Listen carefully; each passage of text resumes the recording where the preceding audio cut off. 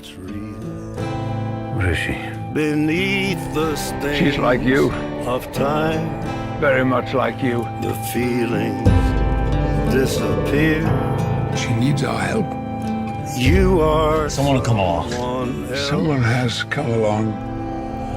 I am still right Let's here. go ahead and get into what we came here for. Some And reviews. Oh, the Wolverine. I don't even know what animal that is. Mixed with a moose. mixed with a reed. I don't know why I did that, but we're talking about the Wolverine. No. He ain't going by Wolverine no more. He's a man now. Old man. Took His a while. slave name. Yeah, it's Logan. Old man Logan. Yeah, and see, here's the thing. There's a difference between Wolverine and Logan. Now, y'all remember Wolverine back in the day. Y'all remember that first X-Men movie that came out. Oh, yeah. Well, where we had Wolverine where he could cut people up so clean, they ain't even bleed. Yeah, it was no blood. He stabbed you and cauterized the wound at the same time. At the same time. Surgical with them hands right there. You know, and that was good because you didn't get all that bloody mess and scare the kids. Right. It's for the children. For the children. He could sell a lot of Sprite and Slurpees after that, you know. After stabbing people. After stabbing people. You know, put them on a cereal box. You know, and that's cool, you know, because they got different versions of Wolverine out there. You know, you got that Wolverine who's kind of edgy, but that was about as edgy as we hoped that he would get. You know, the rest of it, you know, it's for the kids. Disney got y'all. You know, we got the plushies out there, and, you know, we got Wolverine with a case of giganticism or something. You know? Dwarfism. Dwarfism, yeah. and butter knife blades. Yeah, exactly. Them dull-ass blades, you know. I'm going to make you a sandwich. Yeah. Let me glue this rake on the back of your hands. Just mustard flying everywhere. Oh, God. Let me scratch your itch for you. With them popsicle sticks he got on his hand. Just because you paid them silver don't mean we don't know. Schnick. But yeah, you know, they got the kids down right there. You know, so far, old Wolverine, he's been for the kids, but now Logan come out and 20th Century Fox pretty much saying fuck your kids. Yeah, kids can go to hell. Fuck these kids Kids right don't here. buy tickets. Yeah. You can go ahead and bring the kids, them little bastards, this movie you want to. You'll be sorry. Yeah, go ahead and bring that little asses there. I'll be staring at that plushie and be trembling and shit when they get home. Squeezing even harder. Don't hurt me. You never hurt me, Logan. Go ahead, bring them. Yeah, they don't care because right now you have 20th Century Fox taking a huge risk with this movie right here. That's admirable, whether the movie's good or not. That's admirable enough as it is, and it's not just getting away from the kiddie stuff. I mean, they're coming in and they're talking about how they're just sick of comic book movies in general. Yeah. Sick of comic books if you really get down to it. There's even a point in the movie where Logan is looking at a comic book and saying, this ain't us. We got ourselves an X-Men fan. Maybe a quarter of it happened, and not like this. You know, that comic book right there, they ball that shit up and they roll it up and hit you on the head and say, no, we ain't doing that stupid shit right now. And a lot of people are saying, wow, you know, that seems kind of wrong for a movie that had its roots deep in comic book lore and mythology and even the films to come out and be so against it now. And I'm going to go right out and say, yeah, it is against it because really the genre has been going through a kind of cut and paste feel right now. You know, the whole genre of comic book movies, people are saying they're beginning to resemble each other way too much now. And fortunately, we have a film like this because we have one comic book character that came in and was successful with the rated R rating that now other people are willing to take a chance. And some people are saying, well, who better? And the person who did it first was Deadpool. But Sure. who better to come in than Deadpool's side-hand man, Wolverine, a.k.a. Logan, to take the next step forward with that. And with this, you got Hugh Jackman, who everybody says, man, I don't care what you do from this point on, you are Wolverine. Oh, man. yeah. You can never escape that. Don't care how much you dance and tap on Broadway. It's Wolverine in the French Revolution. Yeah, exactly. He's been alive so long, he could have been him. I'm not Logan. Then why'd you slice up all these things? Damn it. Shit. Sometimes the claws slip. Yeah. You know, it's a and what they have here is that while he is Wolverine, everything that made him Wolverine is kind of dying. The other X-Men are gone in this world. It's 2029, I believe. It's the near future. And only him and you could probably count them on one hand, the mutants that are left. And he's about to go himself. His healing abilities are going away. They're fading. And every time he pulls those claws out, he gets infection. He starts feeling sick. And he says, you know what? I just want to retire. I want to take old ass Professor X, who he's just pretty much taken care of now. Yeah, because he's kind of crazy. Yeah, he's got dementia. He's just old. He's 90-something years old. And those two just have each other along with Caliban. We'll talk about him in a little while. But he's been earning some money the hard way. And he's just about to like find some place that they can both just go and just die with some dignity. Yeah, get a boat and just sail out until the sunset. Exactly. Or tip his ass over and feed it some sharks. But you know, look, the rabbits. But right when he's about to move on with his life, or he thinks he is, they have a little girl that comes in. And the little girl, what's her name? Laura comes in, and turns out that him and Laura have a lot more in common. And even though he doesn't want to have anything to do with her, these powers that she has, the claws, the healing ability, if nothing else, he has to try to get this girl to a safe place in Canada where a new crop of mutants have called it Eden, where no one will bother them. Maybe there's some secret about her that he can learn about himself. And, you know, with this movie right here, yeah, I don't care how many people complain about how this has turned his back on his roots. This is needed right now. We have too many films in this genre that are coming out that are starting to look alike, and not only starting to look alike, but the whole comic book genre is starting to be taken over by spectacle. You know, once it's oversaturated, everybody starts taking the safe route under that PG-13 umbrella, and then you get things like this. Everything they built will fall, and from the ashes of their world, we'll build a better. Shut the fuck up. You like that auto-tune? Oh, you want to hear the auto-tune?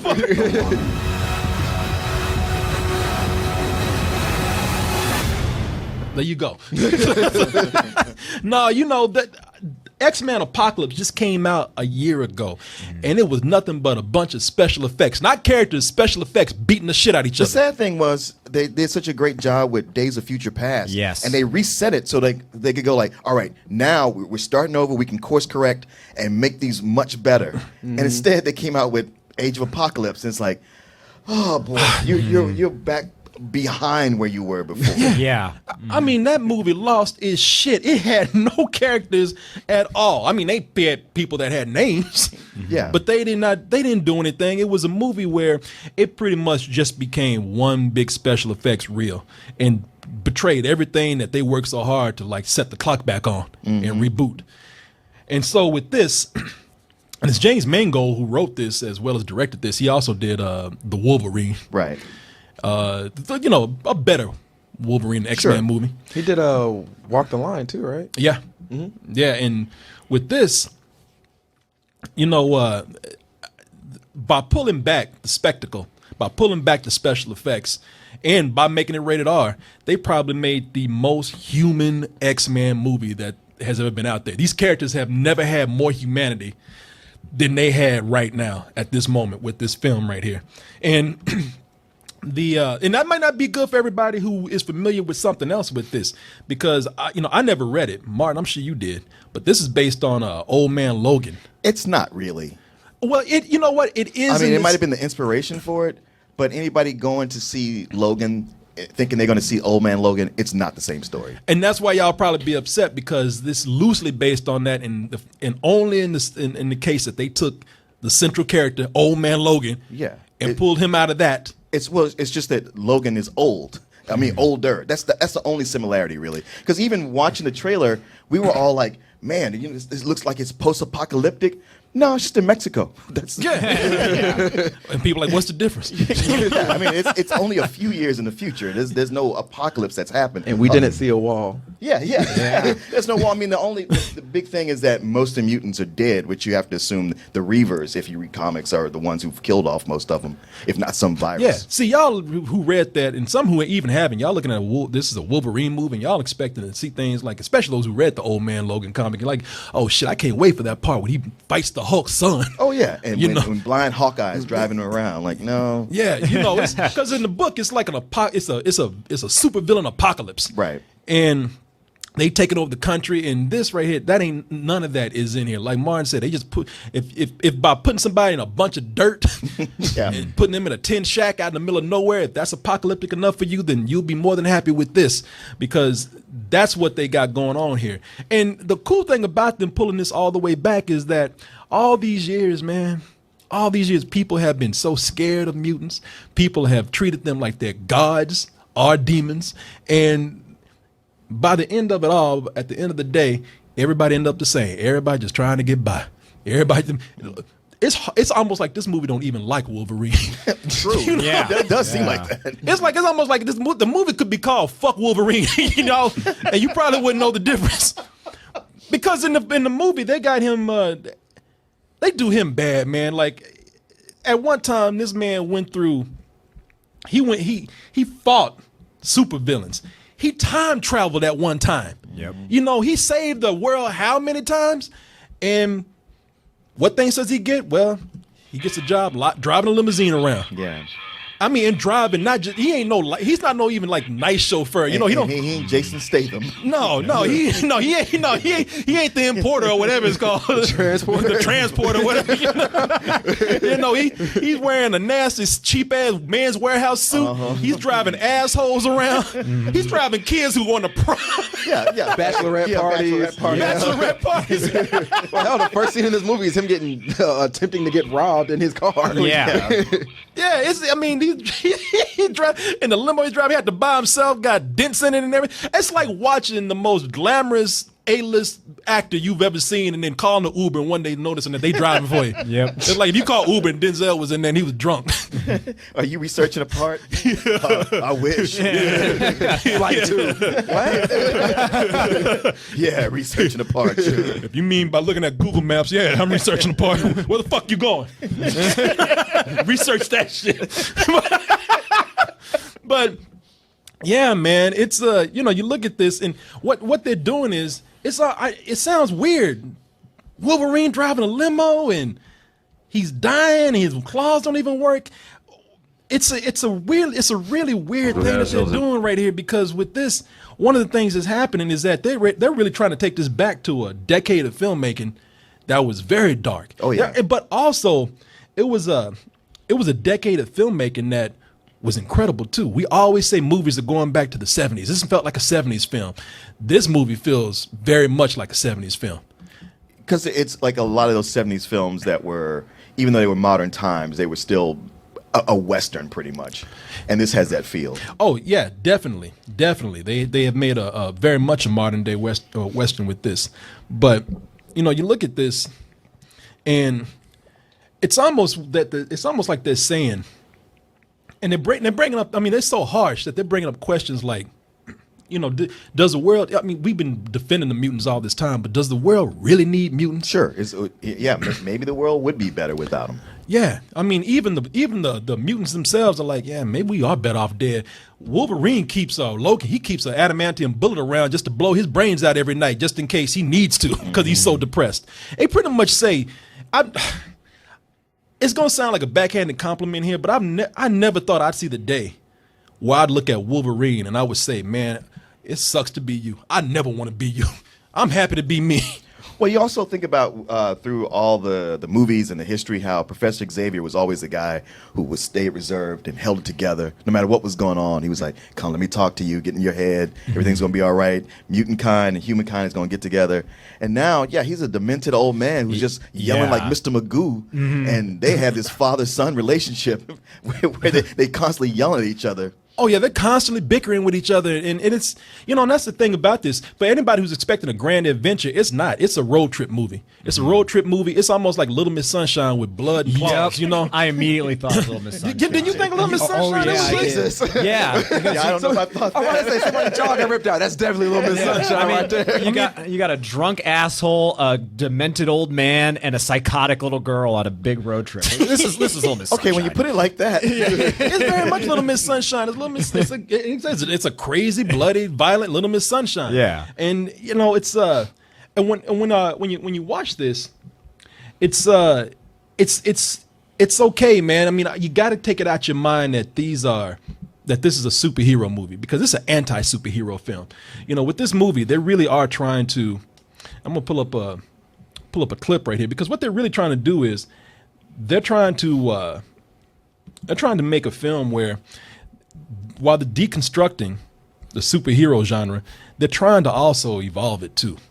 I mean, one of the things I thought about making a rated R movie when Deadpool came out, I said, you know what, these guys, everybody's pushing for a rated R movie now. And I'm so afraid that they're going to just start putting in more blood, more nudity, more tits. well, when we got Batman versus Superman, it was just like, oh no, this is going to go horribly wrong. Oh yeah, yeah. It was almost like, with a lot of people are saying, we got the extended cut where Batman says fuck. It's like it's like people are trying to do it for the buck now because we can. They're like little kids who are able to like curse for the first time. It's like with 3D, where they're slapping 3D on movies where you're like, that didn't need that. That was completely unnecessary. Yeah. But with this, they did exactly what I thought that they would never do. They took advantage of the R rating and said, you know what, let's use this for deeper storytelling. Let's use this for bigger character development. You've been keeping quiet, Mr. Goodwin over there. What's up? No, I was letting y'all have y'all time. No, I want to hear you, man, because you got that resting bitch face over there. I always have resting bitch face. That's I'm my going to let face. y'all get it out so I can come step up. Yeah. Okay, well, let me preface everything I'm about to say with this first. I fucking hate Wolverine as a character. I can't stand him. I feel like he is a walking fucking paradox. Like, he always talks about, like, he's, 400-something years old, 300 years old, and he's always like, I don't need nobody, bub. I'm a loner. I'm a solo guy. And then, 10 minutes later, Kikyo! Or more, for somebody dying, he's crying and bawling his fucking eyes out. So, and I think he's way overexposed of all the mutants that they have. Okay. He gets a lot of time. But this movie, man, this movie made me think, wow, I want to see more of Wolverine. It's something where I think it's a really, really needed take on a superhero film. Like you said, it's not even really a superhero flick. It's just a guy trying to survive and finish a job. One of the things I really appreciated about this, of all the big superhero movies that we've had in the past couple of years outside of Deadpool, is that it's all on a small scale. It's not a world-ending event. It's not Thank God. Yeah, if you don't do this, everything is going to come to an end. Like, no, it's just we got to get this. The done. world's already ended for mutants. Well, yeah, done. so they're fading out. So that was something I really appreciated. I really liked the serious tone it had. I enjoyed Corey here in the camera. Oh, sorry. He's gonna mouth the words while I talk. I can do it. Yeah. So the thing I like about it was that it was really good. Some mutant power ventriloquism. Yeah, it's the worst one ever. But yeah, it's one of those things where it was taken in a serious tone. It completely needed that R rating for especially all the stuff that we saw in here. That R rating didn't feel tacked on, and the story was interesting. It's not 100% original, but it's still something where we haven't seen this done for the most part in a superhero film or a comic book film. Yeah, and here's the thing about it, man. I mean, it's don't think that we're talking about how deep this is and how this movie is.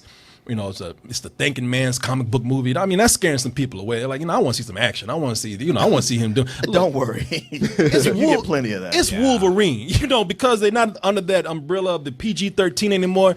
He can lose his shit now. Yeah. So you almost want to get up and cheer just because it's like, finally, this is what I've been waiting on. How many years now? Oh yeah. Since the X-Men started, like what? 17. Yeah, 17. Yeah, it was with the first X-Men movie came out in 2000.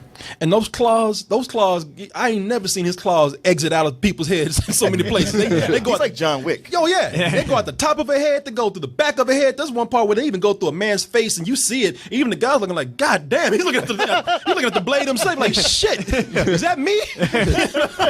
I didn't consider he could do that. Yeah, it is and you have to be warned. I mean, we're saying this and we're kind of joking around, but you have to be warned. This is when you say you want the Wolverine that you've been craving all these years. You probably want to be careful what you ask for, because in this he literally loses his shit. He goes berserk, several times in this, and it is indeed they do not shy away from the violence. Once he loses his mind, there are limbs and faces all over the floor. It's scary. In some parts, you're like, oh, he's gonna be. He's gonna say oh no, stop. yeah, because we're used to him holding back or them pulling the camera away, Right. Or you're not seeing the blood or how gory it can be, and it's right there, and you're like, oh, I'm scared, but kind of thrilled at the same time. But as much as he loses it, you got little Laura X23. She's a little monster herself. It's almost like he has to go wild just because she does. He's like, well, wait a minute, this is still my movie. I can't let this little girl show me up. But she's right on it. Yeah, and I'm going to talk about her in a little while because she's amazing, not just character wise, but also as an actress. But they're not taking this whole thing lightly of the violence. They're putting it out there. It's a brutal, ugly movie. In fact, it's so brutal in some parts that I got mad. The thing about the movie. Wait, what? Man, you know what? Because first, you know what? Let me save that point, because one of the things that I don't want to make this seem like it's such a nihilistic movie that is devoid of hope or any kind of moments of cheering for Logan, because it being a superhero movie, it's got the action, which we just told you about, and it also has its heroic moments, at least just one. There's on the road, they cross a family of farmers, and these people it's such a hard thing to have these powers. They're a burden now. Yeah. That they are just looking for human touches with other people. And there's a moment they spend with a family. And of course, being a movie that this is, that doesn't last very long. Well, if you've seen any other Wolverine movie, you know that anytime he spends time with a family, things don't work out. Oh yeah, no. Anytime he spends time with, and it just so happens that he couldn't catch a family that just could go home and eat dinner and be cool. He had to catch the one family that already had bad guy assholes messing with him. Evening, Mr. Monson. You understand you're trespassing right now, right? I have an easement with the previous owner of your property. Previous being the operative word. Who's this? Just a guy telling you to get back in your nice truck. Go. I'd be like, God damn, what? Strong ass meth heads you keep around. All them veins in there, like that's a pile of noodles in a tank top. Dopey dickhead somewhere else. Hey, Carl. It looks like Mr. Monson hires some muscle. Looks that way. He's a friend of mine. Friend with a big mouth. I hear that a lot. And you probably hear this too. More than I'd like. And you know the drill. I'm gonna count to 3, and you're gonna start walking away. I got rights to this one. 1. I have a lawyer now. 2. 3. You all right, boss? You know the drill. Get the hell out of here. He was the other dude, the farmer. He's like, man, what were you doing? He's like, man, I was holding coffee. That was Eric LaSalle. If he looks familiar, the Soul Glow. Haven't seen him in years. Yeah. Well, you saw him then, and the thing with him hanging around with people is that, and the thing with this movie is that the whole time that we've been watching these PG-13 action films, they've been very violent, but we don't see the consequences of that that violence in this movie. It tells you every consequence of it. They almost say, the reason why superheroes need to go is because they fuck up things more than they help. Well, you see why he's such a loner. Yeah. Yeah, exactly. And that's the thing about the movie. When I say the movie's brutal, it's brutal emotionally. I mean, there are points in this movie where I got mad because it was so brutal. It was so violent. And it was almost in some ways so cold. Yeah. I looked at this and I really did. I was upset. I was like, nah, that's just too goddamn far, Logan. You dead? Yeah. Come here, boy. Let me talk to you. No, I was confused as how to feel, because there are things that happen in the movie where they don't apologize for it. They say this is what happens when you hang out with people like this, and this is why people like this probably don't need to be around humans. All those years that we've been arguing for mutants, no, get the fuck out. They don't need to be here. And I while I was upset about it, I had to think. I was in the I was in the car. I was mad, man. Because I said I want to like this movie, but I'm pissed right now. That's good. But I had to. But then I say, oh, they're trying to teach me something. I'm learning. I saw myself in the rearview mirror, like, look at yourself. You're a better man because of this movie right here. It really is telling you that, you know, everything that you've seen in all those other movies, we're here to tell you right now that it would not work out the way that you saw it there. It would not be pretty. Well, because always before, they all hung out together at the mansion. And when they're out in the world amongst people, yeah, it's like you said, it's not a good mix. I mean, even in those other X-Men movies, when you had senators arguing against, you know, we got to register mutants and all, if they weren't being assholes about it and were calmly explaining their points, yeah, you'd be like, you know, well, because they're like, hey, these guys can rob banks and just get away with it, and nobody can do anything to them. They can assassinate the president. But when they're up there talking with Southern accents about, being prejudiced against another kind of people, that's when you're like, no, man, fuck you. So in other words, if people just spoke well about banning Muslims, then we'd be all right. You know what? They could probably make a better point. They can make their case in a way that might convince people. Muslims, I mean, mutants are real. They have powers. They have powers. Yeah. They spontaneously just blow up. But you know, with this, it's really making a good point also of how these people, as I said, they just want to be people. I mean, you look at Patrick Stewart as Professor X, where he was that cool dude, all regal in the suit and that wheelchair, you know, rolling around in style and everything. Really, he's just a nursing home on wheels right now. 2 days on the road, only one meal and hardly any sleep. She's 11, I'm fucking 90. I mean, you can see how frail he is, man. Oh yeah, and he's like the kind of angry old person that don't want to take their medication. And the thing, he has to take his medication because when these people get sick, it don't have the same effects as it does for humans. I mean, when a regular old person has dementia, well, they just shit in their diapers. But when he has dementia, he takes out about 5 city blocks. Yeah, you know? He is a nuke rolling around. Yeah. And that is the cool thing about this. We see how they're worn down. Their powers have taken a burden on them, and they just want to be human like everybody else. But it's a world that can't have them because they're too dangerous for this world. Yeah, no. One thing that I really like that they showed in here was because Logan is losing his powers. Like usually in the old X-Men movies, when he would get shot, it would just heal around and the bullet would fall out. And this, he has to dig those bullets out of him. You're just like, Jesus Christ! And his hands are always covered in pus and everything. Every time the claws come out, man, it's you ain't never like we just thought that they bust out the skin, he wouldn't feel anything. What do you think if you lived your whole life to where if you got hit, it's like but then the bullets pop out and you just heal right away? You would lose your instinct to dodge because you'd just be like, yeah, okay, I'm gonna be all right. I'm gonna shrug this off. So then later, when you didn't have that, you'd still be getting a hit, going like, oh yeah, I'm supposed to duck. And it's shitty too because it was getting to the point where just like, man, I was just beginning to like these. This was getting kind of cool right here. And now I was fading. All these characters in here, seeing them just try to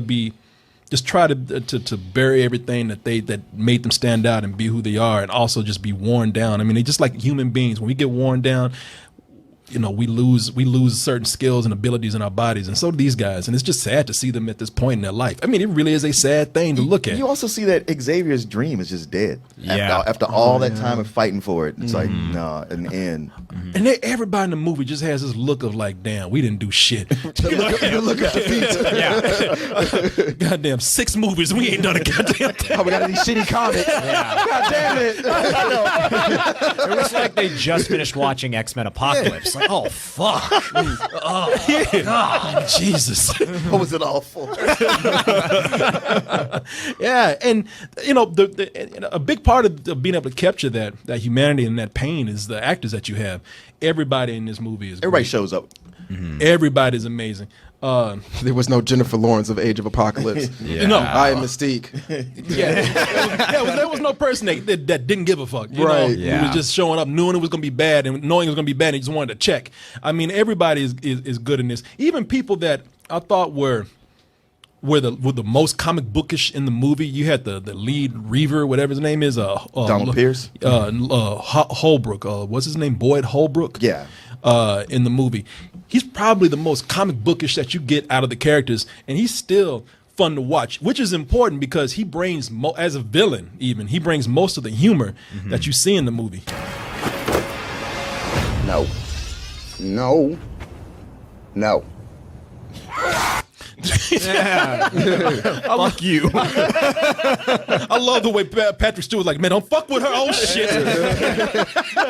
He was like, too late. I want to say something, but Y'all gonna learn. Even that guy was like, what happened? He looking at his throat up in the air right now. Somebody catch my Adam's apple.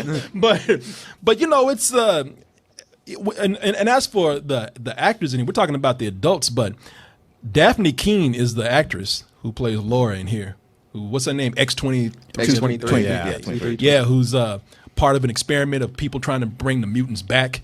And it's not because, you know, it's not just because, you know, the action scene, she looks cool in, you know, some of that special effects anyway.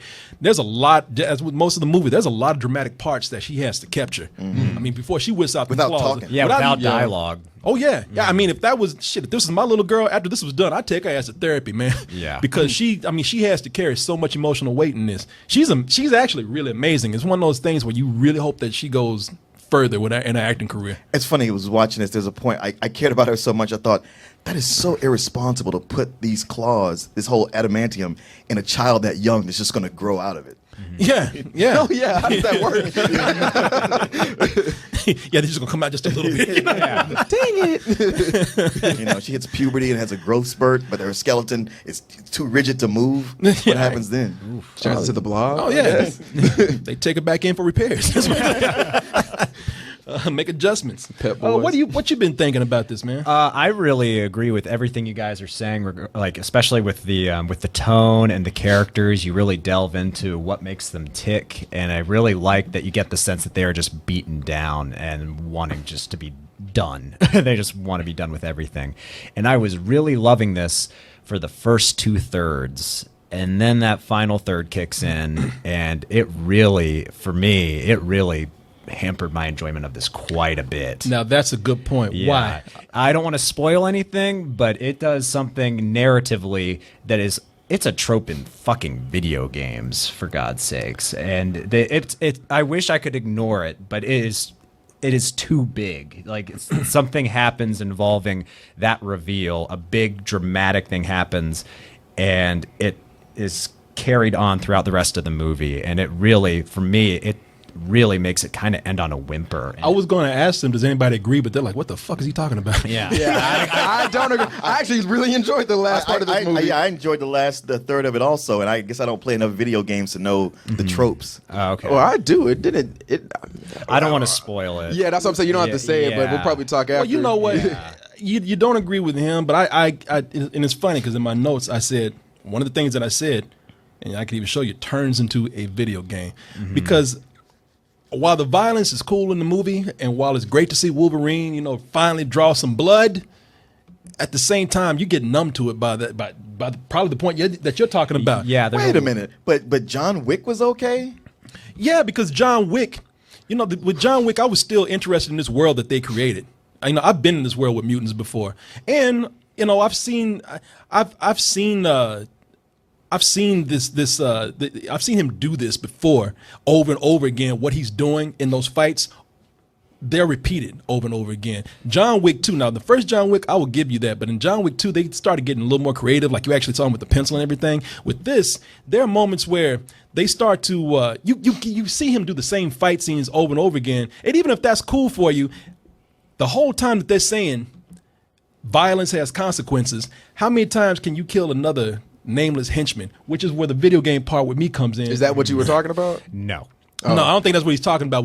But with me, John Wick was a total video game of killing nameless henchmen. and you know the something? same way every time. But headshot. But you know something, the difference also between something like John Wick and this is that this is coming in and trying to tell you that we've evolved into a more deeper story, a more mature story. John Wick made no bones about, we're just a kind of a crazy, goofy action movie with style. You know, this right here is trying to tell a deeper story, trying to tell you the evils of violence, and yet near the end of it, it just turns into another action film almost, where it's just killing one nameless guy after another. I mean, you can only see those claws go through a head so many times before it's kind of like, well, it had an impact on me earlier, but now I'm just. You felt this movie was trying to teach you about the evils of violence? I think so. Like I said earlier, compared to what they did in the other comic book movies where you have violence with no consequences and no blood, this is showing you that no, in a world where people were really doing this, it would be foul. And because we see this violence not only inflicted on bad people, but also innocent people too. But I think that kind of goes against itself, that message, when we start getting to a point where they just start kind of, killing nameless people one after another, even if they're bad people. You know, I mean, I just thought they went a little bit too long with it. It looked cool, and it did. But I just thought, like, I'm not feeling anything anymore like I did before. But that's just me in that situation.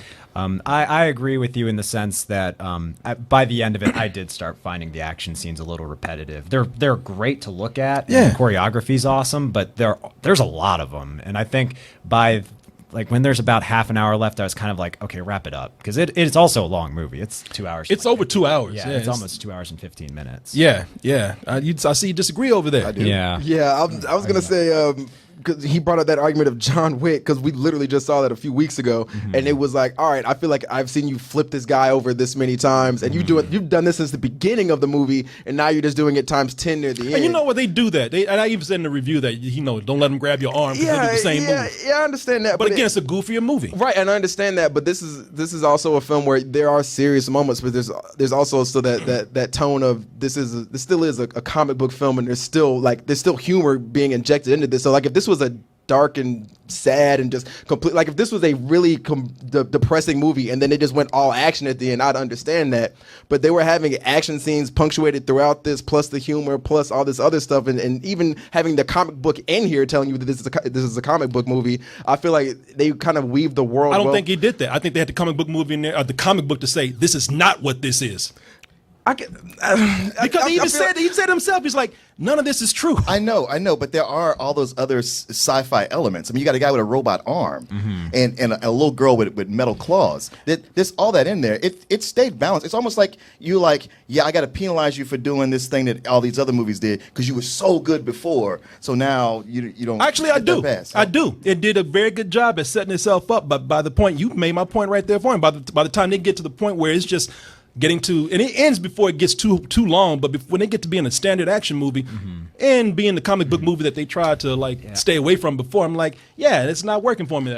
I never felt it became a standard action movie, because even in the last part, even though there's action, because at this point you want to see the action, or it has have a more dramatic conclusion.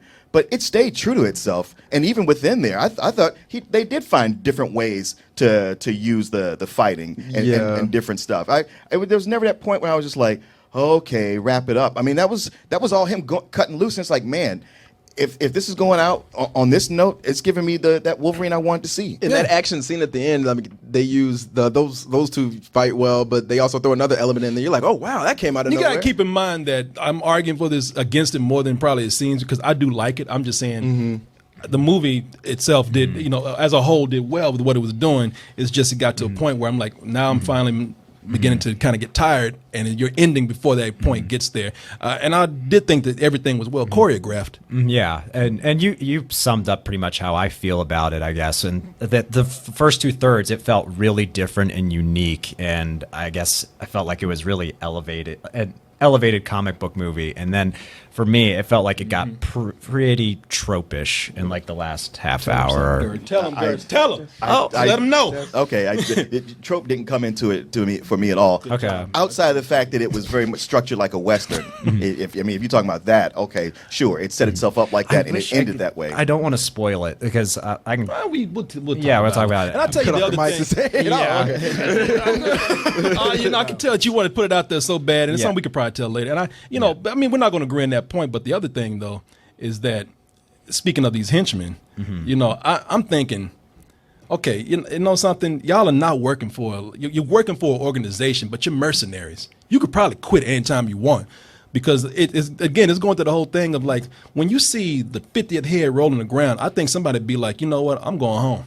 I'm not doing this. I'm going home with my head attached to my body. I just kind of figured they were, one, they were mercenaries, or two, that they were in debt to this company because when they all have robot arms. So I'm figuring like if they got robot arms, there's got to be something else on them that could blow up, but they turn away from Well, they it. didn't, but they never said, you know. So I'm just looking at this, and I'm just kind of like, look, I can understand. Y'all know what Wolverine does, but once that little girl comes in between the both of them, somebody got to be like, no, fuck Yeah, this. well, that's the thing. It's like if you go by that logic, I mean, if these people hired them, they know where they are. So like, if I need to take you out, I could get somebody else to come and get you too. My money is endless. Yours isn't. You Or can't maybe run they didn't so even far. take the check yet and be like, you know what, keep the money. I'm getting the fuck out of here. But you can say that about any movie with Yeah, henchmen. I Is it about John Wick? yeah. I mean, I all don't you have gotta that do- issue with all you it. gotta do is see how the Joker fires people to go, I'm out. Yeah. I'm not doing this. Again, we're talking about a movie that set itself up to be higher than that, and so I'm going to actually. but that's- I'm that's going a to go construct in, in your head. and I'm going to. But it could be in your head too. You But see it's things. not, 'cause No, it it wasn't is. there. It is. I mean, we see different things. Professor Xavier, you're gonna put it in my Oh head. yeah, I do, because you got your opinion, I got mine. It's like you can Sure. make up the excuses that you want, and I can make up the things I see right here. And I see that Okay. I see that the movie did such a great job that it failed on some other parts because it didn't stick with that. Thing is, I like the movie, so we just sitting up here fighting over Sound like nothing. Sounds like you hate it, man. Oh, wait a minute. We were just talking about this. We were in this shit together. You mother- I didn't have the I issue know. with the henchmen personally. Next, you're gonna get hypnotized. Shit, you are a henchman right now. Shut the fuck up. You that henchman. Girls, where's your cup and spoon? See, I'll slice your ass right now. Come on, work butter knives. No, you know what? And if there's I'm not done yet. I mean, There's more wrong with this movie. But wait, there's more. dare they?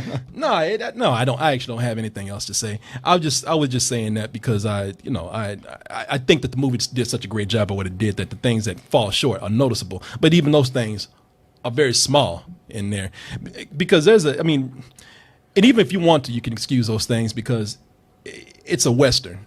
You know what they like Martin said, they put it out in the middle of Mexico in the desert, so it looks like a Western. I mean, these people are traveling across the plain like a Western. Yeah. They are being pursued by the bad cowboys like a Western. Everybody loves Western without the Western. Yeah, they go to a family's farm. They go to a farm, and if I did have one complaint about that is that they put in a movie. They keep referencing Shane in the film. Yeah. and it's kind of like, all right, I got that it's a Western. You don't need to show me a Western to let me know. But it's also kind of a red herring because a lot of movies will do that. So you go like, okay, so when this happens here, you know that we showed it to you, and it doesn't really go like that. Yeah, I just thought that was again something that was a little heavy-handed. There, Yeah, but I agree with you. no, now you agree. When you make good points, I agree with them. I don't want you. You don't do no. No, I don't trust you no more. I ain't bring you back in. Such a fickle side over there. It's obscene. I know. Jesus Christ, y'all. You like Professor X and Wolverine over here. Yeah. Shut the fuck up. But yeah, I don't think that I didn't like the movie. I really, really enjoyed this. If I'm rough on something like this, it's because I really enjoyed it. I love this film. Even though it made me mad, even though it made me feel, I felt dirty coming out of this, man. I felt like I had blood splashed on me when I went home. It was just, This is your fault. yeah, because it made me You feel condone this. it made me feel so emotionally disturbed too watching this, and that's just how deep the movie is. Don't make the mistake of going in and thinking that you're going to see a regular action movie or a regular comic book movie. This is something where this is more character driven than anything. And the only thing I can say bad about that is that the more invested you become into these characters, the more you're going to feel the pain when something terrible happens. I mean, there's so many times when they set up these touching moments and you let your guard down, and when you do, them claws just thrust into your stomach and just rip your guts out, man. And I felt hurt watching this movie half the time, but that is a wonderful thing. The fact that 20th Century Fox came, you want to say that Kermit shit? Go ahead, do it. I will make you hurt. Now shut the fuck up. You got it's that long. Even when I said it, I said he's gonna do it. I was like, God damn it! No! Have you heard about the bird? I was just thinking about that. Oh no! I hurt myself today. I regret showing him that fucking video. I hate you. It's man. This is making this a rated R movie. Probably, I love that they're taking chances now with the freedom that they have and not just doing it in the cheapest way. This is a movie that is, it's probably doing the biggest favor for the comic book genre in film by showing that right now it truly is evolving. You know, right when we thought, and it's just like with zombies, and I had this argument with people for years where they were saying zombie movies are done, they're finished, and I said, I'm not, because I'm just a zombie fan, I have a feeling that there's more to do, and they will do it. And I had the same argument with comic book movies, and I can't blame people. They're like, comic book movies are done, man. We're moving on to something else. And I'm like, No, you ain't. no, you'll be back. You don't move on to your kids so you can move on. Yeah, exactly. They haven't said it yet. And this movie is pushing it forward. Now, whether they can continue after this, I don't know. And what they do after because look, let's cut the bullshit too. This ain't the last time we seen Wolverine, and we know that they're gonna do some time travel shit. He's gonna come back as, I mean, you know, what's the guy that played Mad Max? Tom Hardy. Yeah, shit, he's gonna be looking like Tom Hardy. You know, they'll get another actor to do it. And hell, I ain't even buying that Hugh Jackman's done with the shit yet. I think him and Patrick Stewart were both like, we out, because this takes a toll on Hugh Jackman. He's like, what, damn near 50 or is 50 now. Yeah. And he's got to get that muscle back on. That's a lot of time and effort. You know how much chicken that man has to eat? He eats like 4 whole chickens a day. That's what The Rock does. Yeah. And Patrick Stewart has been very vocal about how he is done. I'm not doing this shit anymore. He's 76. Shit, that's Hugh Jackman at the dinner table. Goddamn chicken. Tear it up. Yeah. So I just to sum it up, you know, I give this a very high full price. Very high full price. It'd almost be better than Sex for me if it wasn't for the mind-numbing violence and the henchmen. But Oh my God! If John Wick came in, that would be Reeves, then everything's cool. Jackman should use more guns, headshots. Go on, traitor.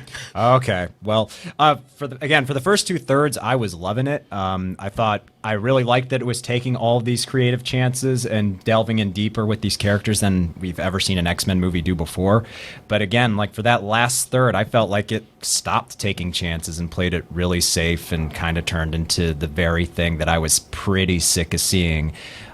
So because of that, like throughout this whole thing, I was like, this is a high full price. This is one of my favorite movies I've seen this year. But that last third, it bumped it down hard for me. I give it a matinee. Though I love the last shot, the very last shot of the movie I liked a lot. But yeah, that last 45 minutes or half hour is like, man, it's just creeping up. It was 20 minutes and a half hour down to 45 minutes. That last 2 hours of that movie, man, I was not feeling it. Stop making up hours, man. That last 4 hours, man. Talking about the OJ movie. Yeah, that last 3 weeks. When he started cutting people, I didn't appreciate that.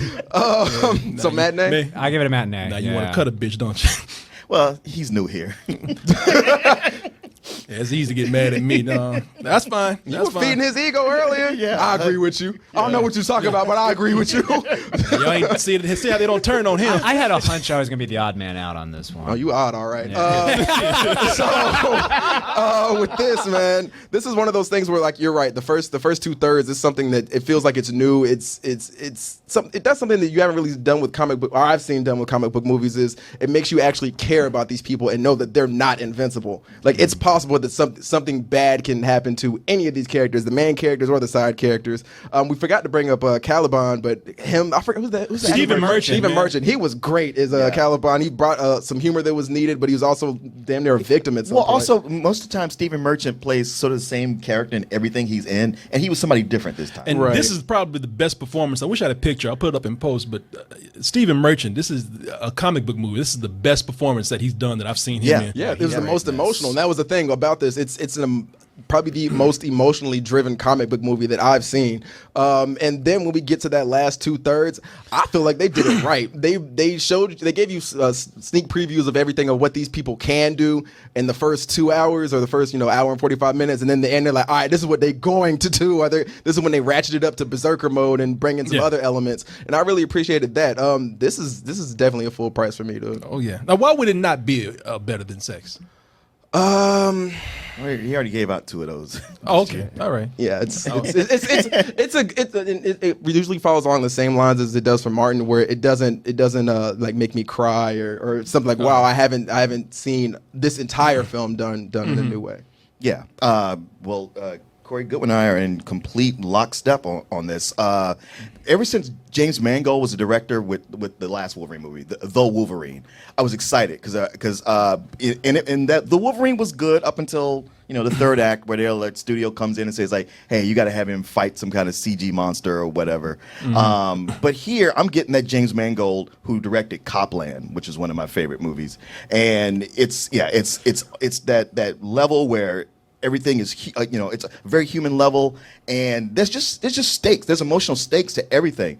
But with the third act, I thought, well, it's been so good, and here's where it could kind of go lame, and it didn't disappoint me at all. I was thoroughly impressed with the way it ended, because it pretty much set up and said, like, look, this is what we're coming to, and it could have pulled a No Country for Old Men, but it didn't. It gave me the money shot. So yeah, it's a high full price. Yeah, and it's probably my favorite X-Men movie. Yeah, I'd put that up there too. Yeah, and I'm at this point. I mean, y'all kind of put yourselves in a corner now. Oh yeah. The only thing they can do now is just fail spectacularly. Yeah, I don't know what y'all have planned, and I don't think that every movie at this point should come out and be somber. I don't want to see Deadpool sitting around taking depression pills and shit. I want to see I still want to see the fun and appropriate movies, but I really do want to see other movies where you actually have to have some emotion. Let's see what they can do with that. I'm eager now to see what they could do to make something rated R. Well, a big thing would be to take the X-Men and not pack it with so many characters. Yeah, that's what this benefits from, is having so few characters in it. Mm-hmm. And they were going to do that at one point. I mean, I know at one point they were going to do a solo Magneto movie. They were going to do a solo Magneto, Storm, and Professor X movie. Yep. Yeah. Shit. Let's bring out that rated R Spider-Man movie. I don't want to see that. Hell no. Going through puberty, jacking off in his room. Webbing. Yeah. Oh, yeah, it's just webbing. Man, it's just webbing. You fucking liar, son. Oh, let me see what we got here. Let's go ahead and move on. The only other characters that need rated R movies are already on Netflix. Yeah, they could dig out more, I'm sure, if they wanted to. My Little Pony. Juggernaut could be dope, X-rated. I mean, X-rated. X-rated. I was thinking X-Men and R-rated. X-rated came out. Yeah. Sorry, kids. But X-rated Juggernaut. You thinking of a Juggernaut dick is what you think of. Exactly. And now if I told you if there was an X-Men porn out there, you'd be like, all right, I ain't gonna tell nobody outside, but I'm gonna watch it. Well, the Sex-Men, thank you. Oh, I've seen some. I'm sure it's out there somewhere, man.